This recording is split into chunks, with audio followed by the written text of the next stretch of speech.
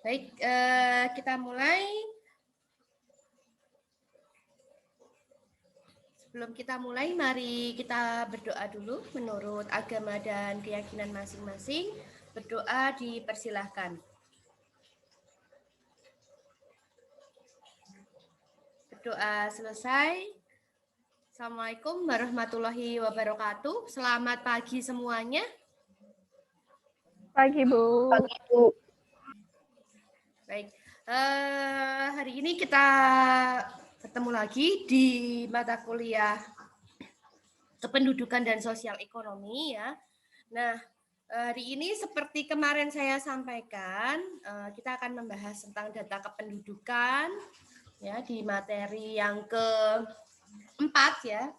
Jadi kita akan membahas pertama kali adalah peran dan fungsi data ya. Sebetulnya data itu apa sih ya? Kenapa kok kependudukan itu diperlukan data juga ya? Apa itu data-data sosial gitu ya? Nah ini kita harus mengetahui nih peran dan fungsi datanya. Mau digunakan untuk apa? Mau untuk keperluan apa? Mau untuk tujuan apa? Nah sehingga di sini ya data ya secara umum ya ini data tentang istilahnya kependudukan. Di sini peran dan fungsinya di mana untuk mengetahui besar dan persebaran penduduk. Nah, seperti diketahui dulu pernah mencari ya data pendudukan di dalam sensus penduduk maupun di dalam data provinsi dalam angka. Nah, di situ terlihat besaran ataupun jumlah penduduk di suatu wilayah tertentu atau di provinsi tertentu dan juga persebarannya. Dalam artian persebaran ini tiap-tiap wilayah pasti memiliki jumlah penduduk yang berbeda-beda. Nah, jadi persebarannya ini misalnya di Jawa dengan di luar Jawa ya. Ini persebarannya penduduk bagaimana? Nah, dalam hal ini bisa istilahnya digunakan untuk mengidentifikasi adanya permasalahan perekonomian penduduk. Misalnya di suatu wilayah ini kita bisa tahu ya untuk kegiatan ekonomi yang ada, lalu dengan jumlah penduduk yang ada. Nah, ini bisa diidentifikasi apakah ada permasalahan ekonomi yang muncul. Nah, tentunya jika jumlah penduduk yang besar, ini tentu membuat istilahnya potensi dari segi SDM ya atau manpower-nya. Tapi jika itu tidak diimbangi dengan skill ataupun kualitas dari SDM tersebut, maka akan timbul permasalahan perekonomian penduduk dalam artian jumlah penduduk besar, namun pengangguran juga besar. Nah, ini bisa istilahnya mengidentifikasi adanya permasalahan ya. Lalu bisa juga untuk mengidentifikasi adanya permasalahan kesehatan penduduk. Misalnya dari segi fertilitas. Nah, dari segi fertilitas apa ini? Kita tahu fertilitas ini adalah kelahiran, misalnya banyaknya kelahiran ya yang istilahnya dilahirkan ya oleh ibu ya berumur sekian tahun ya. Biasanya kalau usia ibu itu ada juga ya untuk 15 tahun ke atas karena dinilai sudah produktif ya. Nah, ini dari segi kelahiran. Nah, di sini bisa dilihat ya, oh ternyata dari kesehatan penduduk tentunya untuk program pengendalian penduduk bagaimana. Lalu banyaknya bayi lahir hidup. Nah, misalnya dari segi aspek kesehatan juga. Tentunya jika banyak lahir hidup berarti ini kesehatannya maju ya dibandingkan dengan anak yang dilahirkan dalam keadaan mati atau banyaknya keguguran. Nah, itu juga merupakan aspek dari fertilitas. Lalu mortalitas ya, ini adalah kematian ya, ini juga ya, ini bisa dilihat juga. Selain tadi fertilitas, ini mortalitas, misalnya banyaknya kematian pada tahun atau kurun periode tertentu. Nah, ini Nah, jadi ini bisa nih dilihat terutama saat ini ya, kejadian saat ini, pandemi saat ini juga bisa dijadikan kajian. Karena apa?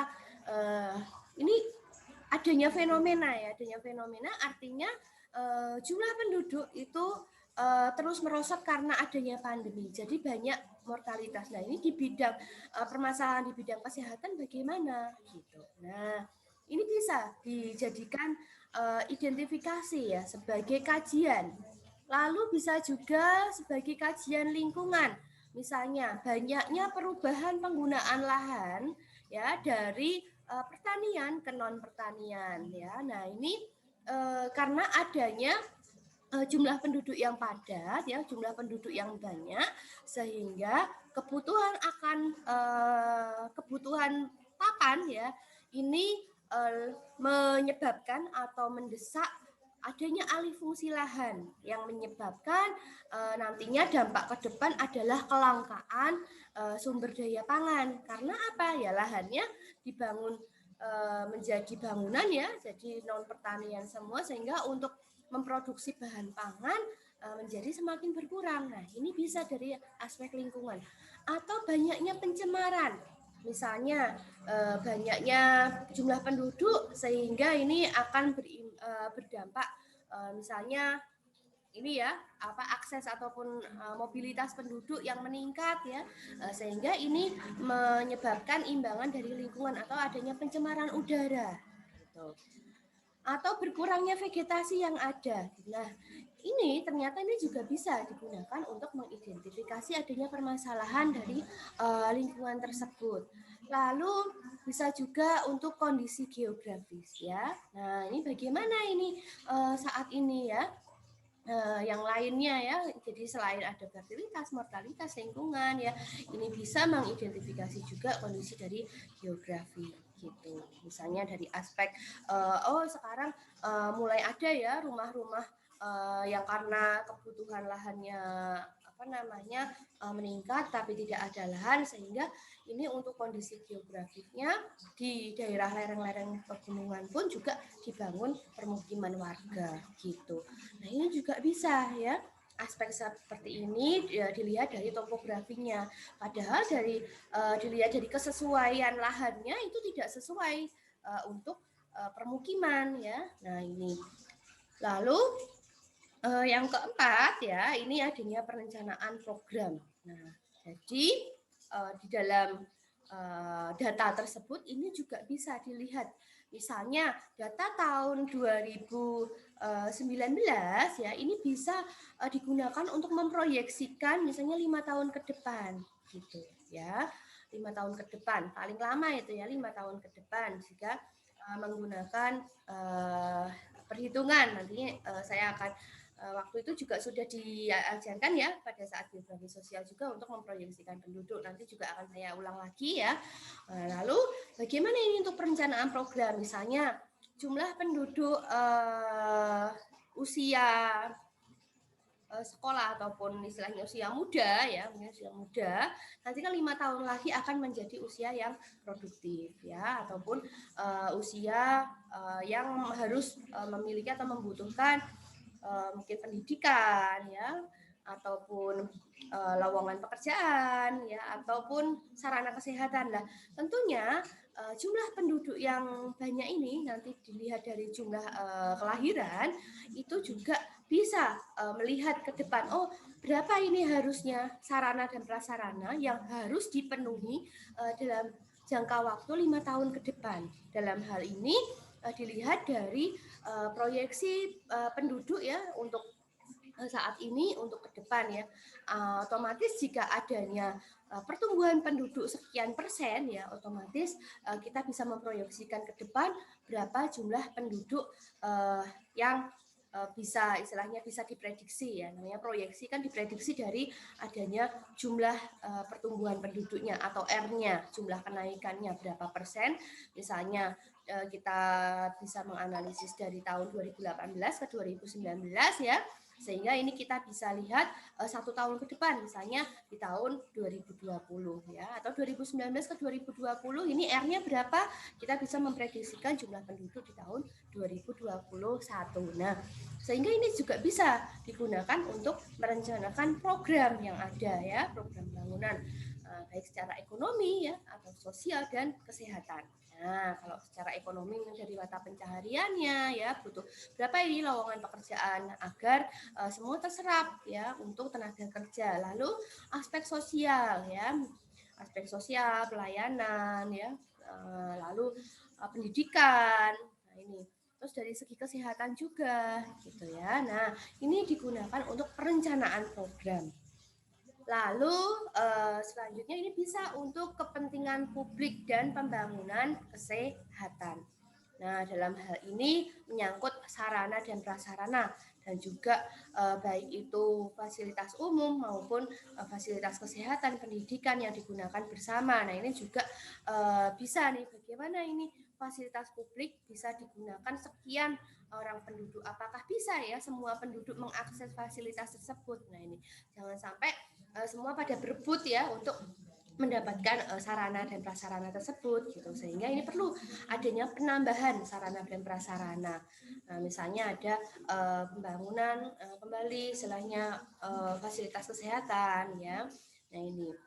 Nah, terus selanjutnya peran dan fungsi data ini juga digunakan untuk kebijakan kesehatan. Nah, tentunya dalam hal ini ya, saat ini ya, ini juga sangat penting ya kebijakan kesehatan, di mana kita bisa memprediksi adanya atau banyaknya mortalitas yang ada, sehingga ini harus ada nih istilahnya kehidupan yang baru, artinya kebiasaan penduduk itu dirubah ya, adanya kebijakan kesehatan, misalnya kita dihimbau untuk menggunakan masker, lalu istilahnya yang tadinya bersalaman sekarang menjadi apa namanya apa ya istilahnya, kalau saya ketemu gitu ya cuman siku dengan siku gitu ya. Jadi ataupun punggung tangan dengan punggung tangan yang tadinya bersalaman, adatnya atau budayanya menjadi berubah ya, yang tadinya salaman gini menjadi mungkin kita tangguhkan gitu. Nah, ini mungkin dari segi kesehatan. Jadi adanya pembatasan physical distancing ya, terus social distancing dengan cara seperti ini juga. Ini merupakan kebijakan dari kesehatan juga, istilahnya untuk menghindari penularan ya ataupun penyebaran pada saat pandemi. Nah, ini merupakan kebijakan dalam hal kesehatan yang tentunya bisa merubah pola hidup masyarakat. Tentunya juga dipentingkan istilahnya pola hidup sehat, makanan bergizi dan seimbang, olahraga, lalu istirahat yang cukup. Nah, ini merupakan kebijakan-kebijakan kesehatan yang bisa dibuat dari data tersebut ya. Jadi dengan banyaknya kematian yang ada, maka ini harus ada nih istilahnya penanganan di bidang kesehatan gitu, atau penanganan protokol-protokol keamanan gitu ya. Nah, ini salah satunya. Oke. Lalu faktor yang mempengaruhi ketelitian data itu apa ya? Jadi data ya itu yang ada ya, khususnya ini data sekunder ya. Jadi ini harus kita lihat ya, ataupun data yang kita kumpulkan sendiri ya, itu membutuhkan adanya ketelitian data. Jadi apakah data itu valid atau tidak? Nah, di sini faktor yang mempengaruhi ketelitian data yang pertama adalah partisipasi dan kerjasama masyarakat dalam memberikan keterangan. Nah, seperti pokok bahasan yang lalu ya, kita juga membahas tentang adanya kejujuran dalam istilahnya kita melakukan wawancara, ketika petugas sensus itu melakukan kegiatan wawancara, bagaimana si masyarakat tersebut memberikan informasi dengan keadaan yang sebenarnya atau realnya gitu gitu. Jangan-jangan dia bohong gitu kan. Nah, kan kita juga tidak tahu ya, petugas itu hanya mencatat sesuai dengan apa yang dikemukakan oleh responden ya. Nah, ini. Jadi partisipasi dengan kerjasama masyarakatnya gitu. Apakah ada loh yang kemarin didatangi oleh petugas sensus juga menolak untuk disensus juga ada gitu loh. Ya, menolak untuk diwawancara juga ada dengan alasan saya sudah melakukan pendataan online, tetapi kan petugas sensus ini hanya dimintai berdasarkan data yang masuk ya. Jika beliau tidak tercatat di online, otomatis akan disensus juga ya, karena mungkin ada data-data yang sekiranya ini dinilai kurang update. Oleh karena itu butuh tambahan data, oleh karena itu datang langsung petugas sensusnya. Nah, ini butuh kerjasama ya. Nah, sehingga ini bagi masyarakat ini juga harus bisa memberikan jawaban yang benar ataupun yang sesuai dengan kondisi real kepada petugas sensus atau survei, ataupun dia juga aktif dalam melakukan kegiatan registrasi. Misalnya ya, ada kelahiran atau penambahan jumlah anggota keluarga di dalam keluarganya. Nah, ini harus dilaporkan ya, harus diregistrasi ya, ataupun ada sanak saudaranya ini yang misalnya meninggal, itu juga harus dilaporkan gitu ya. Nah, ini merupakan bentuk dari registrasi juga aktif ya. Jadi masyarakat atau partisipasi dalam masyarakat ini ternyata penting gitu dalam hal merupakan faktor salah satu yang mempengaruhi dalam penelitian data. Tuh.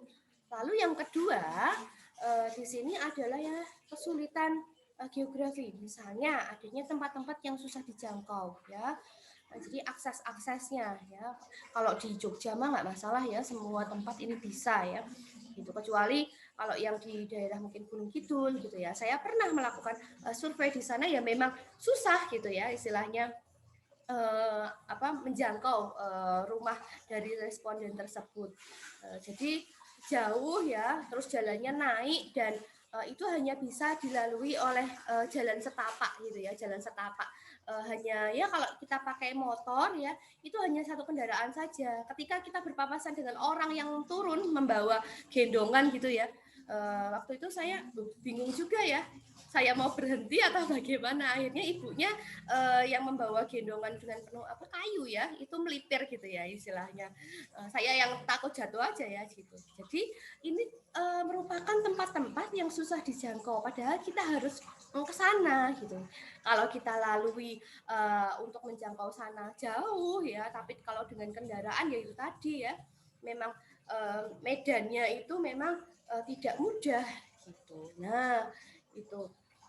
Terus kinerja petugasnya juga ya, dalam artian begini, ada loh petugas yang hanya sekadar menunaikan kewajiban, yang penting datanya terkumpul ya. Bisa juga duduk di bawah pohon mengisi sendiri, ataupun diisi sendiri ininya data-datanya. Nah, ini juga bisa ya. Jadi kinerja petugas ya, tentunya petugas yang jujur, memang betul-betul mau mendatangi atau tempat sesuai ya, mendatangi si responden tadi ya gitu. Jadi jangan sampai asal, ataupun ya ini juga kredibilitas si petugas sensus ini dalam melakukan atau meng-hire data ini juga menjadi faktor yang mempengaruhi dalam penelitian data. Nah, lalu yang keempat ya, apakah pelaksanaan ini bisa sesuai dengan ketentuan yang telah dibuat, dan apakah peralatan yang perlu diperlukan ini tersedia. Nah, ini jadi pelaksanaan ya sesuai ya dengan ketentuan yang telah ada atau yang telah tertulis ya, dan apakah peralatannya juga memadai gitu. Nah, ini juga merupakan faktor yang mempengaruhi dalam penelitian data. Nah, lalu dari ketelitian data tadi, oleh karena itu kita membutuhkan apa yang disebut sebagai evaluasi data. Nah, apa itu evaluasi data ya? Jadi tidak hanya evaluasi diri saja ya, data juga perlu dievaluasi gitu. Nah, di sini ya, dalam evaluasi data ini kegiatan ya yang melakukan penilaian atas data yang diperoleh dari sumber tersebut, baik itu dari sumber sensus ya, atau dari registrasi ya, atau dari hasil survei. Oleh karena itu kita perlu validasi ya, validasi data. Nah, mengapa perlu dievaluasi? Nah, ini dia. Karena ya ada dugaan ya. Oleh karena itu kan dugaannya berapa persen nih kesalahan data itu? 5% kah? 10% kah ya? Nah, karena diduga data itu tuh tidak terlepas dari kesalahan atau ada error, entah itu human error ya, apakah dalam istilahnya mungkin penginputan ya ataupun pencatatan ya terjadi human error. Nah, ini banyak sekali kesalahan ya. Nah, jadi seberapa jauh ya terjadi penyimpangan data tersebut dari yang sesungguhnya. Nah, ini perlu diketahui oleh pengguna data. Dalam arti apa? Pengguna data ini nanti itu dia akan menganalisis. Menganalisis apa? Tadi loh ya, misalnya untuk menganalisis atau mengidentifikasi program pembangunan ke depan. Nah, data yang saat ini dia gunakan ini apakah bisa digunakan, valid tidak gitu ya. Sehingga ini nanti jangan sampai ini analisis untuk perencanaan program ke depan tidak sesuai karena data yang digunakan itu tidak valid atau banyak penyimpangan data. Ya, gitu. Kan ya fatal ya istilahnya, misalnya kita bisa prediksi jumlah pertumbuhan penduduknya berapa sehingga kita bisa menganalisis, oh kalau jumlah pertumbuhannya penduduk sekian berarti jumlah pangan atau kebutuhan pangan sekian. Tapi kalau data yang kita gunakan itu tidak valid, nah bisa jadi melenceng. Oleh karena itu ini bisa disebutkan ya, bagaimana ini proyeksi ke depan melenceng tidak gitu ya.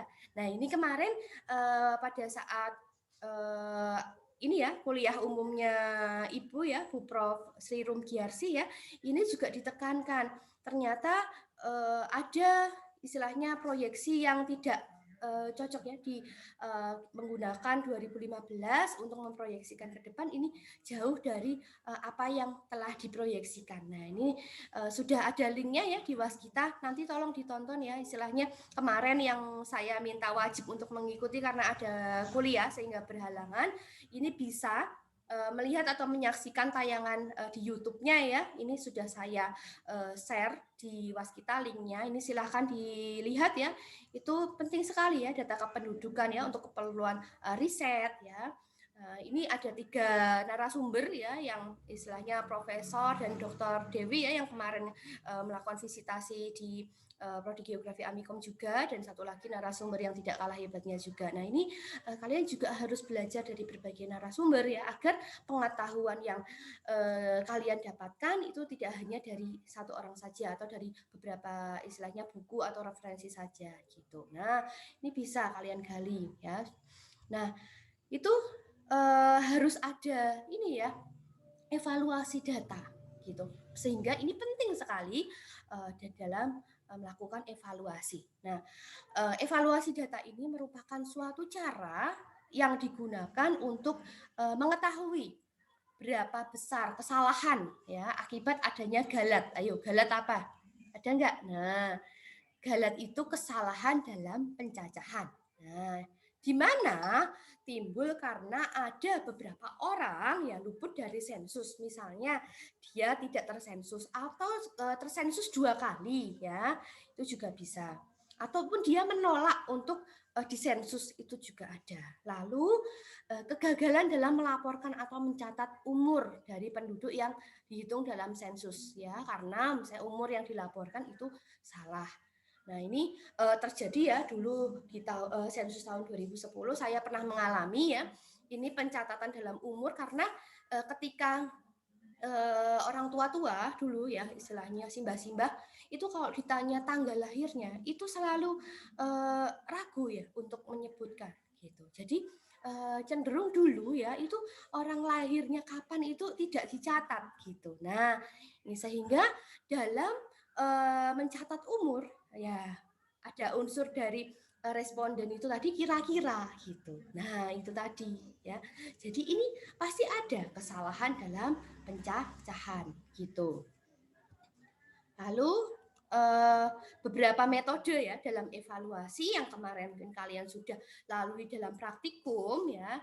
Ini ada indeks gabungan atau JSI. Lalu yang kedua ini ada Mayer Index. Yang ketiga, grafik piramida penduduk untuk mengetahui jumlah penduduk dari jenis kelamin dan umur ya. Lalu survei antar sensus. Nah, atau disebut sebagai SUPAS ya. Jadi 5 tahunan ya 2010-2020 ya sensus, tahun sensus. Lalu di tahun 2015-nya itu adalah ada survei antar sensus atau SUPAS. Lalu distribusi frekuensi. Nah, oke, kita bahas satu persatu ya untuk indeks gabungan atau JSI ya.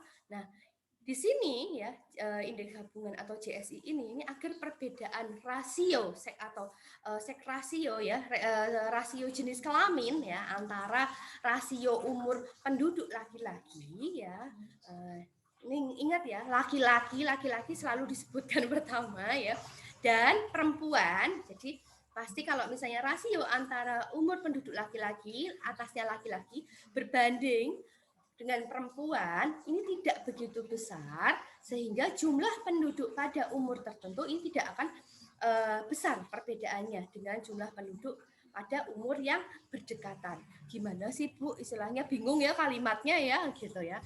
Nah, kita nanti akan mencoba ya. Saya akan perlihatkan ya apa sih yang disebut sebagai rasio antara laki-laki dan perempuan ini ya sehingga jumlah penduduk pada umur tertentu ini tidak akan besar perbedaannya dengan jumlah penduduk umur yang berdekatan. Nah, ini jumlah penduduk umur yang berdekatan itu apa gitu ya. Gitu. Nah, data yang diperlukan dalam perhitungan JS ini distribusi penduduk menurut umur dan jenis kelamin dengan interval umur 5 tahunan. Jadi menggunakan 5 tahunan. Artinya apa?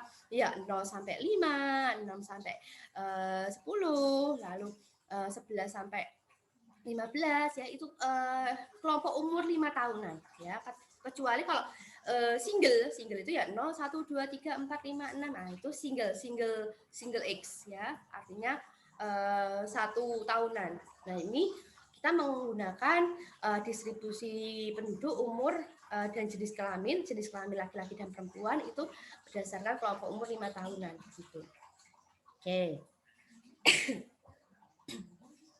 Nah, tahapan menghitung JSI ya di sini yang pertama kita menghitung rasio dulu, rasio jenis kelamin dulu. Lalu menghitung rasio umur penduduk laki-laki maupun perempuan. Kita singkat RUL dan RUK. Kalau RUL itu laki-laki, yang RUK itu perempuan. Nah, lalu menghitung indeks rasio, seks ya, IRS. Nah, di sini menghitung indeks rasio umur penduduk laki-laki maupun perempuan. Nanti menghitung indeks gabungan. Gitu. Oke. Coba ya.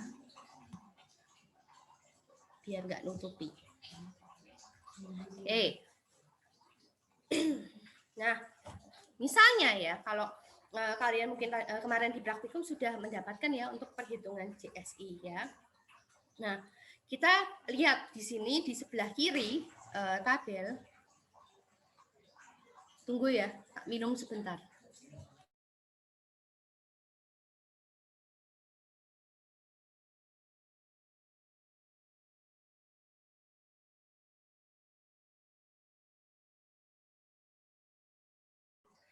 Oke, saya lanjutkan. Di sebelah kiri ya, tabel umur ya. Kita tahu ini adalah kelompok umur 5 tahunan. Bahkan mungkin di sini ada yang lebih ya. Misalnya 75 sampai berapa ya? Sampai sampai 79 ya. Nah, ini ada yang sampai 95 plus ya. Jadi masing-masing provinsi mungkin berbeda-beda ya. Nanti bisa kalian tunjukkan ya data kalian masing-masing. Lalu di sini ada jumlah penduduk laki-laki. Lalu di sini di kolom yang ketiga itu ada jumlah penduduk perempuan ya. Jadi laki-laki umur 0 sampai 4 tahun jumlahnya berapa? Lalu perempuan kelompok umur 0 sampai 4 tahun itu jumlahnya berapa? Nah, seks rasio ataupun rasio jenis kelamin itu menghitung ya. Kolom 2 itu apa? Laki-laki. Ingat tadi kan disebutkan pertama kali ya. Itu laki-laki dibagi kolom 3 jumlah penduduk perempuan. Nah, lalu dikali 100%. Jadi kalau kalian menghitung ini enak pakai Excel ya. Nah, jadi nggak usah hitung manual, enak pakai Excel ya. Berarti kan tinggal sama dengan rumusnya, klik kolom yang kedua, terus dibagi, klik kolom yang ketiga, tutup kurung, dikalikan 100 ya. Terus ditarik ya rumusnya ya, regedek gitu ya. Nah, langsung sudah istilahnya sudah ketemu seks rasio ya antara laki-laki dengan perempuan. Nah, oke. Simpen dulu seks rasio, oke? Nah, kita akan menghitung selisih seks rasio berurutan. Nah, ini bagaimana ya? Nah, ini yang saya maksud tadi berdekatan tadi ya. Nah, kenapa ini dikosongkan ya? Kenapa ini dikosongkan? Ini hanya untuk membagi ya. Kalau atasnya ada ya bisa ini isi ya. Tetapi pasti baris pertama ini kosong ya. Nah, karena yang di kolom 5 ini kita akan menghitung ya selisih rasio seks dari umur berdekatan tadi ya. Nah, contohnya ini. Misalnya kolom 4 ya. Kelompok umur 0 sampai 4 ya. Ini dikurangi ya, selisih ya, namanya selisih itu dikurangi oke, tunggu. Ya. Dikurangi di kolom 4 juga dengan kelompok umur 5 sampai 9. Berdekatan 0 sampai 4 dan 5 sampai 9 ya, berdekatan ya. Artinya selisih dari kelompok umur ini dikurangi selisih dari kelompok umur ini. Nah, gitu selanjutnya ya. Jadi 5 sampai 9 ini nanti dikurangi juga ya 10 sampai 14 gitu. Seterusnya gitu. Yang penting berdekatan. Oleh karena itu baris pertama ini selalu kosong. Karena apa? Karena ya harus dikurangi dari atasnya. Jadi atas dikurangi bawah gitu. Tidak bawah dikurangi atas ya. Nah, oleh karena itu karena atasnya ini enggak ada ya otomatis kosong. Jadi kalian tuliskan mulai di baris kedua gitu. Nah, itu adalah selisih seks rasio berurutan. Lalu kita akan menghitung rasio umur. Nah, rasio umur. Kita akan menghitung rasio umur laki-laki yang saya sebut tadi RUL dan rasio umur perempuan yang saya sebut tadi RUP. Nah, di rasio umur penduduk laki-laki ini dengan umur yang berdekatan. Nah, artinya contohnya nih ya, pada kolom kedua. Laki-laki loh ya, laki-laki. Ingat. Nah, kolom kedua kelompok umur 5 sampai 9 ya, karena ini kosong ya. Nah, kita mulai dari baris kedua. 5 sampai 9 ini dikalikan ya 2. Nah, jadi kenapa dikali 2 ya? Nah,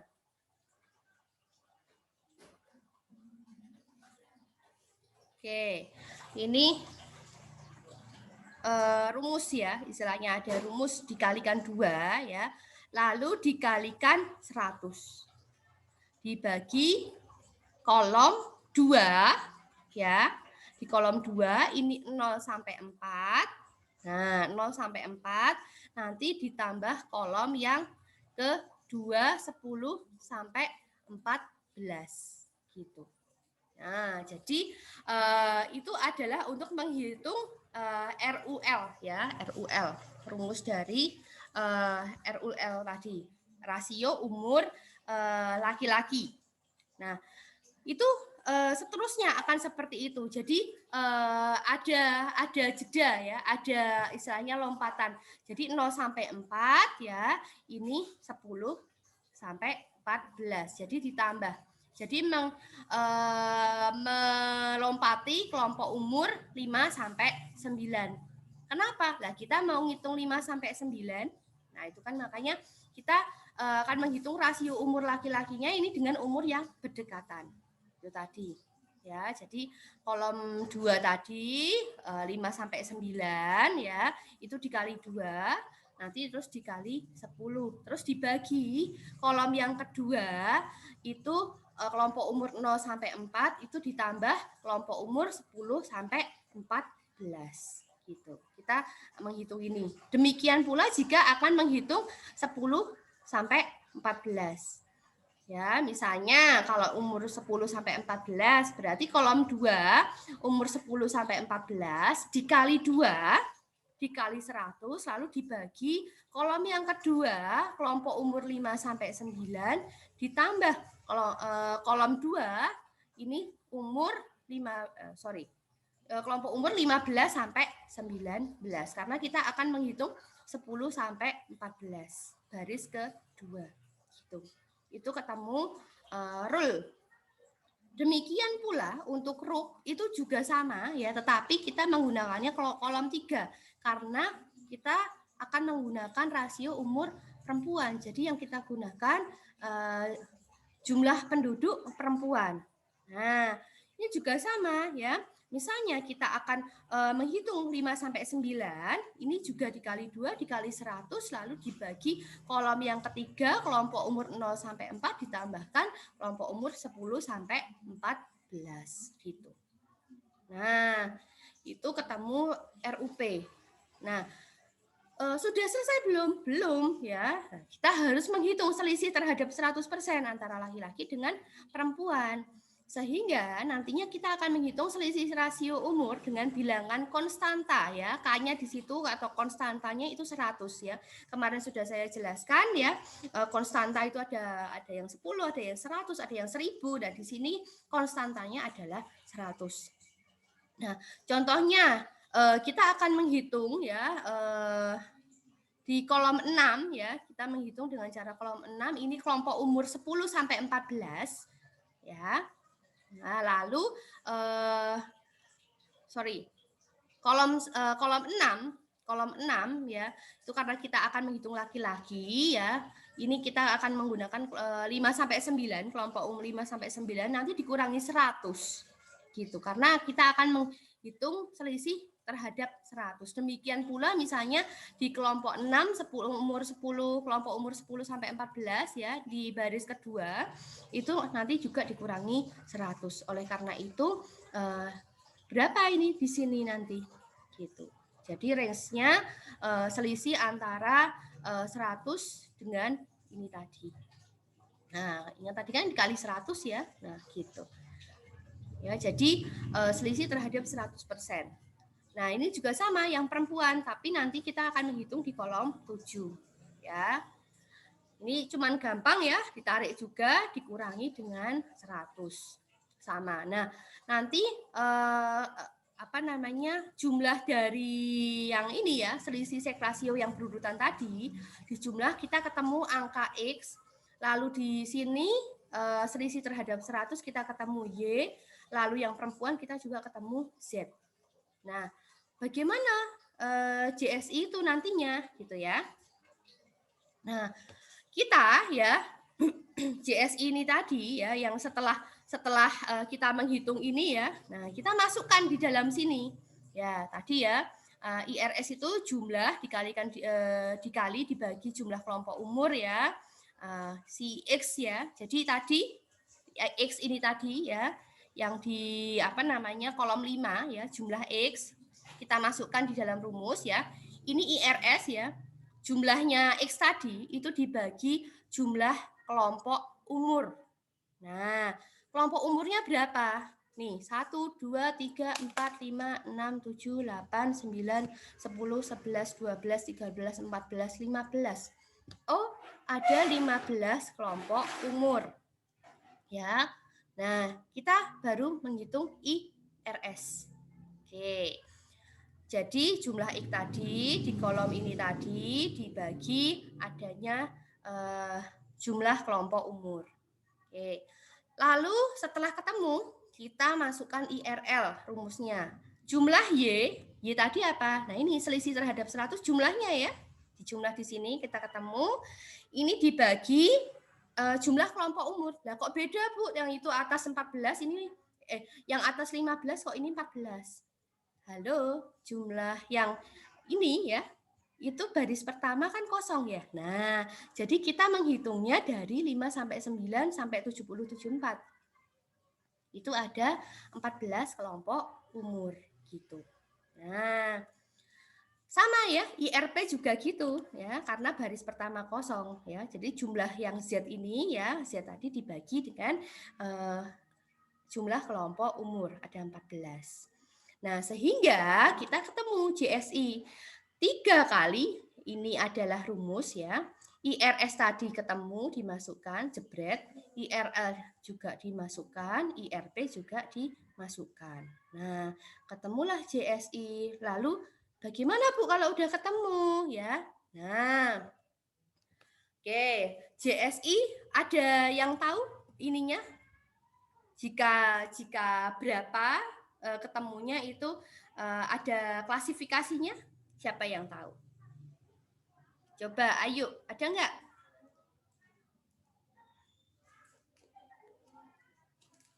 Kemarin di praktikum. Nah, ini kan JSI sudah ketemu ya, berarti ada klasifikasinya. Terus ngapain kalau JSI sudah ketemu? Ada klasifikasinya nggak?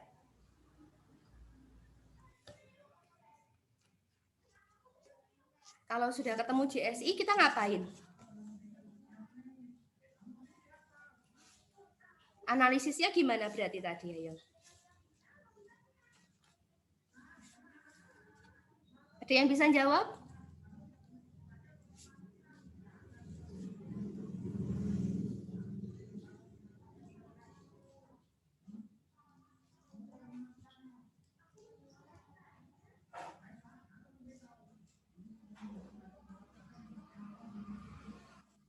Coba.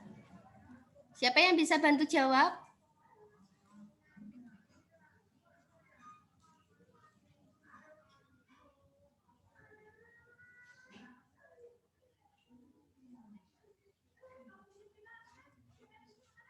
Coba Res. Halo Res. Halo Bu. Ya, terus kalau kita ketemu JSI bagaimana analisisnya? Nggak ngerti Bu. Kemarin di praktikum ada nggak? Masih belum Bu. Belum bisa masih? nonton Bu. Kuota sekarang tuh. Oh gitu. Belum nyampe situ Bu. Oh belum sampai situ. Oke, ini nanti ada klasifikasinya ya untuk JSI ya. Jadi kita akan mengetahui ya data yang diperlukan ya. Ini untuk JSI itu ya. Jadi agar ada perbedaan nih, apa namanya, kita akan mengetahui rasio tadi ya antara rasio umur penduduk laki-laki dan perempuan itu tidak begitu besar sehingga jumlah penduduk pada umur itu tidak akan besar perbedaannya dengan jumlah penduduk pada umur yang berdekatan. Jadi kita hanya ingin mengetahui istilahnya dari perbedaan rasio jenis kelamin tadi dengan umur yang berdekatan tadi itu semut tidak datanya itu berbeda jauh atau tidak gitu. Sehingga ini harusnya ya itu tidak akan besar perbedaannya gitu. Jadi seharusnya nanti jika istilahnya ditemukan ya itu tidak akan besar perbedaannya. Nah, itu untuk analisisnya agar oh data ini berarti kalau nggak besar ya bisa digunakan gitu ya. Gitu. Nah, ini JSI ya. Lalu untuk Mayer Index ya, kemarin ada yang tanya juga ya, kita akan bahas ya Mayer Index. Di sini suatu angka yang dapat memperlihatkan besarnya kesalahan ya, dalam pelaporan serta pencatatan umur penduduk. Jadi kita ingin mengetahui pencatatannya seberapa besar ya.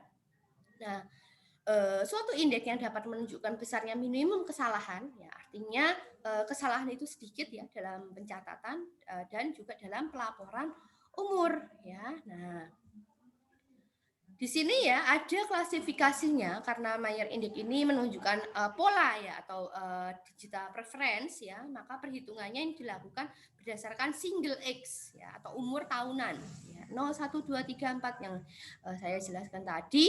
Kalau bagus ya indeks Mayernya kurang dari 10% gitu. Nah, berarti kita tahu istilahnya kalau kesalahan tersebut itu minimum karena di bawah 10% gitu. Ya, karena memang kalau galat itu pasti ada, tetapi kita membutuhkan apa ya? Toleransi ya. Toleransinya itu oleh indeks Mayer itu ditoleransi sebesar 10% gitu kesalahannya. Kalau lebih dari itu, wah datanya tidak bisa untuk digunakan.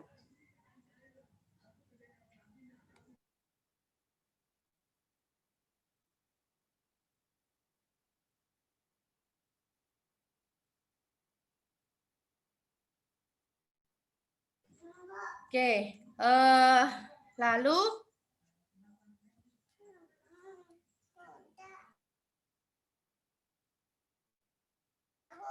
saya tinggal sebentar dulu ya.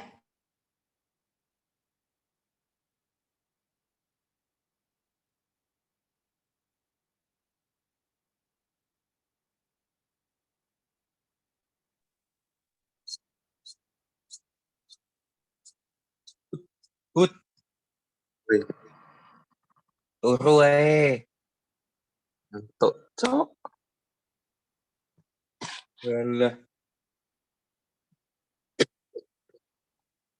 Aldi itu cuma masuk aja, habis itu tidur itu. Coba lihat, gak ada pergerakan. Iyalah. Kamu sudah lapraknya, Hud? Aku buka belum, cok. Belum mulai nulis aku. Hudnya mulai bikin tabel. Belum. Baru download data. Walah, gitu toh. Slow lah. Slow. Kalau aku belum. Mager Sama. aku. Besok aja ngerjain. Besok hari apa? Kamis.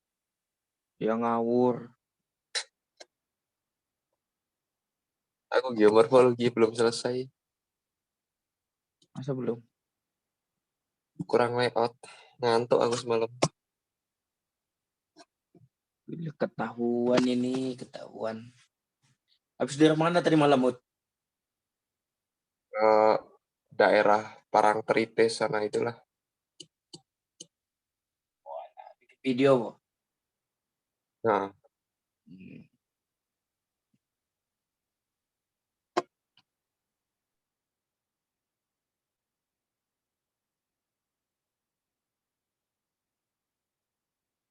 Aduh.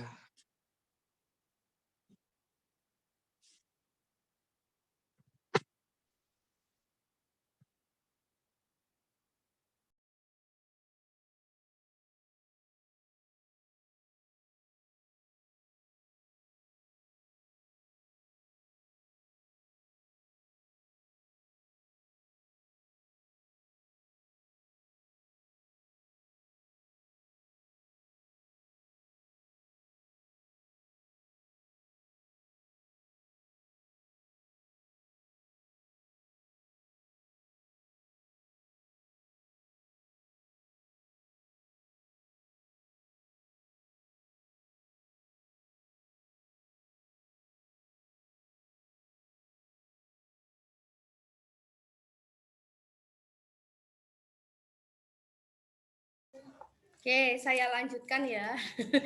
Ada iklan ya. Nah,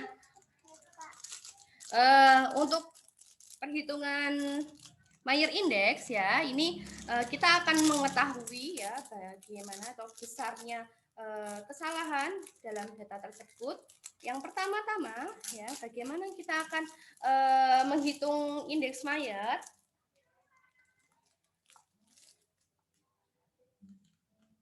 Oke, yang pertama ini kita harus melihat digit angka terakhir dari data tahunan atau single X tadi ya. Jadi digit angka terakhir ya, angka terakhir berakhiran 1, 0 ya, 0, 1, 2, 3, 4, 5 sampai 9 ya. Jadi kalau 0 itu ya misalnya 10 ya. Terus 20, 30, 40 itu yang berakhiran 0. Kalau 1 ya berarti 11 ya. 21, 31 gitu. Nah, oke. Nah, kolom kedua ini penduduk bilangan akhir ya. Akhir A itu maksudnya akhir, misalnya akhirnya 0, akhirnya 1, akhirnya 2 gitu ya. Ini 10 sampai 70 ya. Jadi dari 10 sampai 70. Nah, ini jumlah penduduk yang berakhiran A tersebut itu dijumlahkan dari kelompok umur 10 sampai 70. Jadi misalnya ini ya, kalau kita akan menghitung di sini umur 10, 20, 30, 40, 50, 60, 70 gitu. Kita jumlahkan. Lalu yang di sini kita akan jumlahkan 11, 21, 31, 41, 51, 61 dan udah terakhir ya 61. Nah, karena kan sampai 70. Lalu di sini yang kelompok mana sih kursornya? Kelompok yang umur berakhiran 2 ini kita akan menghitung dijumlahkan ya. Jadi dari angka dari jumlah umur penduduk 12 tahun ya. Lalu 22, 32, 42, 52, 62 gitu. Nah, jadi dijumlahkan semua di sini ya. Ketemu ya sampai ini di sini terakhir 69 ya gitu. Jadi yang akhiran 9 ini adalah 19 ya, 29, 39, 49, 59, 69 gitu. Nah, lalu penduduk bilangan akhir A+. Nah, di sini 20 sampai 70 tahun. Ya, kelompok umurnya 20 sampai 70. Jumlah penduduk yang berakhiran A ya, yang di sini A dijumlahkan dari kelompok umur 10 ini ada kesalahan ini ya. 20 sampai 70 ya, bukan 10 sampai 70 tapi 20 sampai 70. Berarti kita akan menghitung dari 20 ya, 30, 40, 50, 60, 70. Nah, gitu. Kalau saya sih gampangnya dari kolom 2 tadi dikurangi umur yang dari penduduk 0 sampai penduduk 10 ya. Jadi hanya kita menghitung dari 20 sampai 70 gitu ya. Ini ralat ya. Nanti saya materinya saya ralat. Ini bukan 10 tapi 20. Oke. Lalu faktor pengali. Nah, di sini ya faktor pengalinya ya ada A sama A+. Faktor pengalinya kita urutkan dari 1, 2, 3 ini udah rumus ya. Lalu A+ itu kita balik ya 0, 1, 2. Di sini mulainya bukan dari 0 tetapi dari 1. Jika di sini kita balik ya, kita mulai dari 0 sehingga sini atasnya adalah 9 bukan 10. Oke. Nah, lalu penduduk dibuyarkan ya. Nah, ini nanti kita akan bagaimana ini untuk menghitung ya. Yang A di sini kita akan menghitung kolom 6. Di sini kolom 2 dikalikan kolom 4. Jadi jumlah tadi yang di sini dikalikan 1. Gitu, ketemu di sini. Nah, yang A+ kolom 3 ya dikalikan kolom 5. Ketemulah di kolom 7 gitu. Nah, terus kita jumlah kolom 6 ditambah kolom 7 ditambah. Ya, lalu di sini ketemulah X dijumlahkan di sum dari awal sampai akhir sini dijumlahkan, lalu kita presentasekan ya. Kolom 8 nanti dibagi ya. Dibagi X ya, dibagi ini dikalikan 100. Jadi masing-masing ini ketemu berapa persennya. Nanti ketemulah di sini kalau dijumlahkan 100% ya. Artinya ini adalah 100%. Ya, karena di kolom ini ya dibagi X dikali 100%. Nah, bagaimana selisih terhadap 10%? Kolom 9 dikurangi 10. Ya, jadi yang tadi ini dikurangi 10. Nah, jika di sini ya Y-nya itu jika minus itu tidak dianggap. Angka minus itu tidak dianggap ya di penjumlahan di Y sini ya. Nanti akan istilahnya akan diketahui ya minus berapa itu minus tidak dianggap. Nah, Lalu indeks Mayer-nya itu Y-nya dikalikan 50%. Gitu. Nah, coba mungkin ini ada beberapa yang loh kok rumusnya beda dengan dengan di modul praktikum gitu. Sebetulnya sama kok di logika ya. Nah, itu akan ada sama gitu. Kemarin soalnya yang angkatan yang kemarin itu bertanya ya, istilahnya bertanya ini kok beda Bu gitu. Nah, gitu. Dicoba istilahnya dihitung nanti akan ketemunya akan sama gitu. Oke. Nah, dari yang tadi ya, sehingga ini akan ketemu apakah lebih dari 10% ataukah kurang dari 10%, sehingga bisa kita tahu bahwa data itu perbedaannya jauh atau tidak, atau menyimpang atau tidak, atau bisa di istilahnya digital preference itu tadi ya, istilahnya digit angka terakhir. Ya, digit angka dari 0, 1, 2, 3, 4, 5 itu pola digital preference gitu. Oke. Nah, untuk piramida penduduk ini kita akan menghitung sebaran ya, sebaran penduduknya ya berdasarkan umur dan jenis kelamin. Ini dibentuk ya, kalian gambarkan dalam bentuk piramida. Ya, kemarin mungkin kalian sudah menggambarkan piramida penduduk ya. Nanti ada 3 jenis piramida penduduk, ekspansif, konstriktif, dan stasioner. Nah, kalau ekspansif ini sebagian besar penduduk ini berada dalam kelompok umur termuda. Kalau konstriktif itu berarti penduduk berada dalam kelompok umur termuda, jumlahnya itu sedikit. Terus kalau stasioner ini banyaknya penduduk dalam tiap kelompok umur ini hampir sama. Nah, gitu. Oke.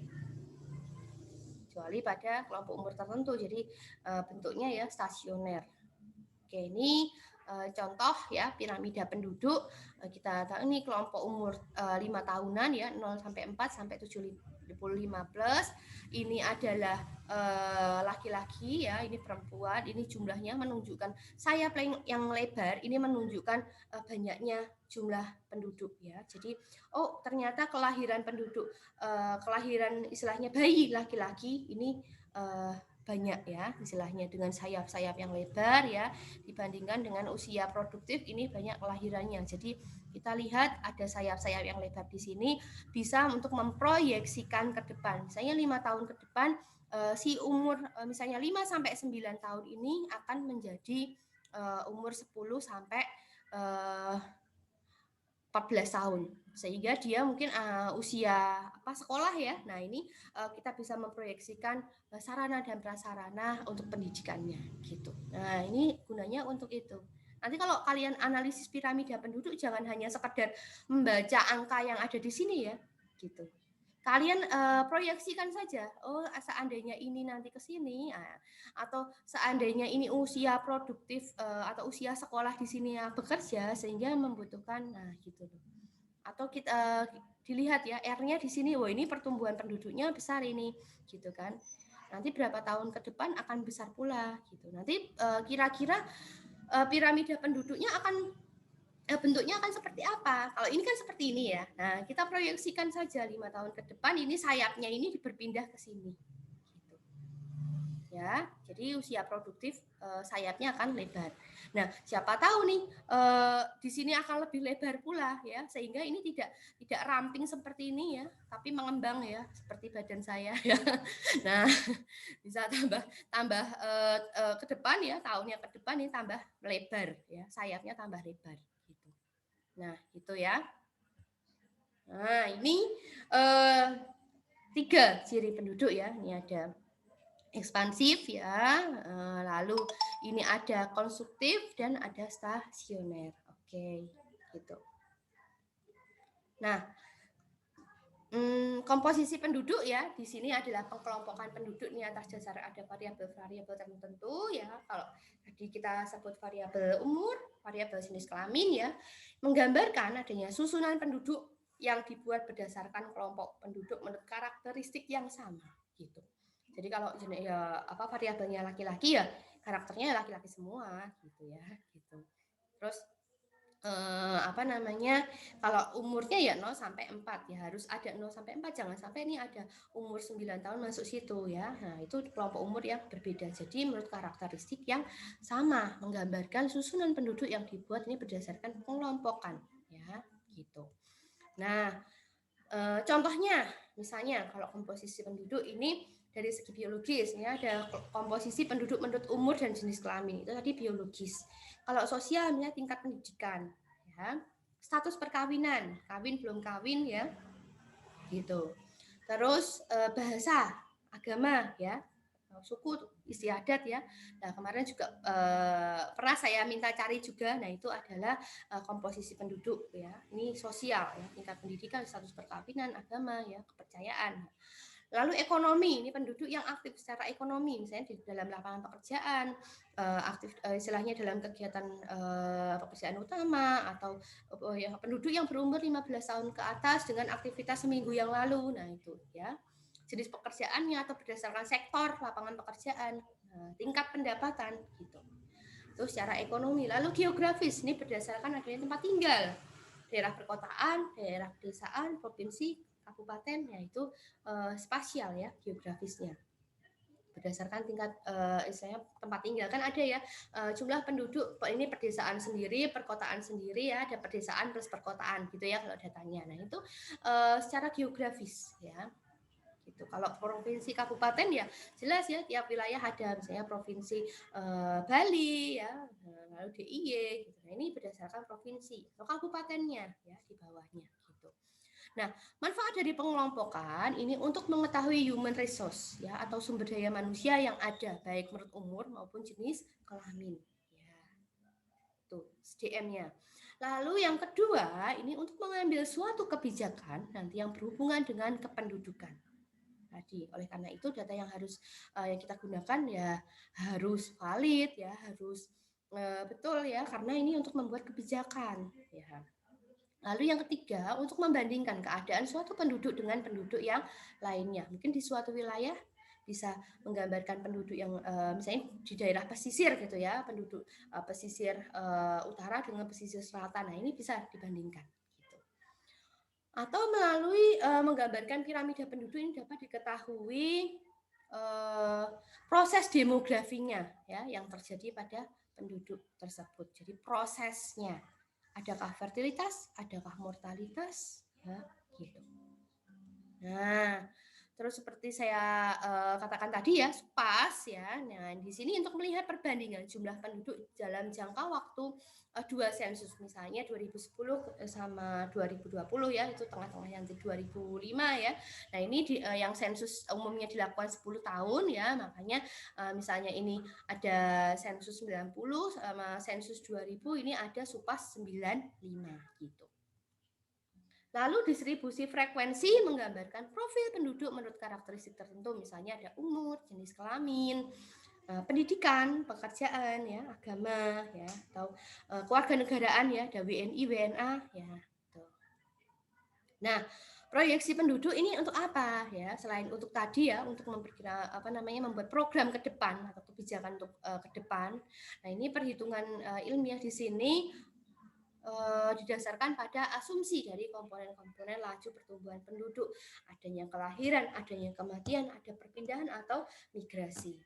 Nah, di sini gunanya untuk memperkirakan jumlah penduduk di masa datang dengan adanya asumsi-asumsi. Kita tuh tebak-tebak berhadiah tapi tidak ngawur ya, intinya tuh kita bisa memprediksi, tetapi ada perhitungan ilmiahnya gitu ya. Berdasarkan apa? Berdasarkan data yang ada sebelumnya. R-nya berapa, terus ke depan berapa, asumsinya itu sama gitu ya. Nah, ini berdasarkan adanya asumsi. Nah, mengenai adanya arah perkembangan mortalitas, fertilitas di masa yang akan datang gitu. Nah, dengan adanya pandemi ini mungkin bisa loh sebagai kajian ya, istilahnya kemarin mungkin R-nya berapa menyimpang, lah ini banyaknya mortalitas ya, sehingga ini bagaimana ya untuk memprediksikan ke depan gitu. Ya, Lalu di sini untuk menentukan masing-masing asumsi tersebut diperlukan adanya data yang menggambarkan tren ya, tren atau naik, trennya atau turun atau fluktuatif di masa lampau hingga saat ini. Jadi kita tahu ya, kita harus menggunakan misalnya tahun dasar, tahun 2000 diproyeksikan dengan interval 5 tahun, yaitu misalnya 2000, 2005, 2010 dan seterusnya gitu.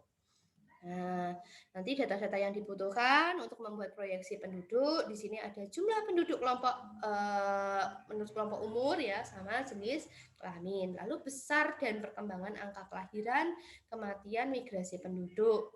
Terus ini juga kalau kita akan menggunakan range yang lebih dari 5 tahun, kita harus membuat tabel kematian sesuai dengan perkembangan komponen demografi pada periode proyeksi tersebut gitu. Nah, nanti kita juga perlu nih, jadi jumlah penduduk kelompok umur dan jenis kelamin ini untuk keperluan proyeksi data dasarnya itu karena ada beberapa kesalahan, ada dilakukan perapian. Nah, tujuannya ini di sini untuk menghapus atau memperkecil adanya kesalahan. Ada perapian umur ya atau smoothing ya. Nah, perapian umur perapian data di sini ini dilakukan untuk mengurangi atau mungkin untuk menghilangkan adanya kesalahan tadi atau galat tadi. Nah, sebelum data digunakan dalam perhitungan ukuran-ukuran demografi. Jadi ada dua metode, ada metode graduasi, ada metode graduate reorientation. Nah, gitu. Kalau metode graduasi di sini merapikan data distribusi umur dengan interval 5 tahunan dengan memperhatikan mortalitas. Kalau di sini kalau graduation reorientasikan ini merapikan data dengan memecah golongan umur tertentu kemudian dikelompokkan kembali seperti semula. Jadi dipecah ya tanpa memperhatikan adanya tingkat mortalitas. Gitu. Nah, nanti tahapannya ya misalnya ini pertama untuk merapikan data penduduk umur 10 sampai 64 tahun menggunakan metode PBB ya dengan microcomputer program for demographic analysis atau MJPDA. Ini ada rumusnya ya, 1/16 itu adalah jumlah 16 di situ adalah jumlah dari kelompok umurnya, lalu ini min ya, minus ya penduduk umur X ya, X tahun artinya yang di kelompok umur itu ya sampai 2 ya ditambah 4 ya X. Nah, ini ada rumusnya. Nah, mungkin nanti bisalah ya kapan-kapan ini rumus. Nanti kalau biasanya saya orek-orek di di papan tulis ya. Nah, ini misalnya kalau kita akan menggunakan yang akan menghitung perapian data umur 25 sampai 29 ya. Misalnya kita menggunakan ini di sini pertama 15 sampai 19, terus 20 24, terus 25 29, 30 34, 35 39 ya kan 5 tahunan ya, 5 tahunan. Nah, yang kedua nanti merapikan data penduduk umur 65 tahun ke atas menggunakan distribusi umur penduduk 65 tahun ke atas ya. Nanti yang ketiga lalu merapikan data penduduk umur 0 sampai 9 tahun di mana di sini untuk merapikan umur 0 sampai 4 dan 5 sampai 9. Ini biasanya untuk memecah kelompok umur agar dijadikan kelompok umur ini ya, pendidikan ya, pendidikan. Biasanya kalau SD itu umur berapa sih ya? Nah ini, jadi untuk memecah umur ya dirapikan dulu ya, lalu dikelompokkan kembali gitu. Nah silakan ya dilihat, ini ada tayangan yang tadi yang sudah saya sampaikan di Waskita, diklik saja untuk page-nya akan kalian bisa lihat untuk webinar kemarin ya yang belum bisa kalian saksikan gitu. Oke, itu mungkin materi hari ini ya. Ada yang bertanya, silahkan jika ada pertanyaan.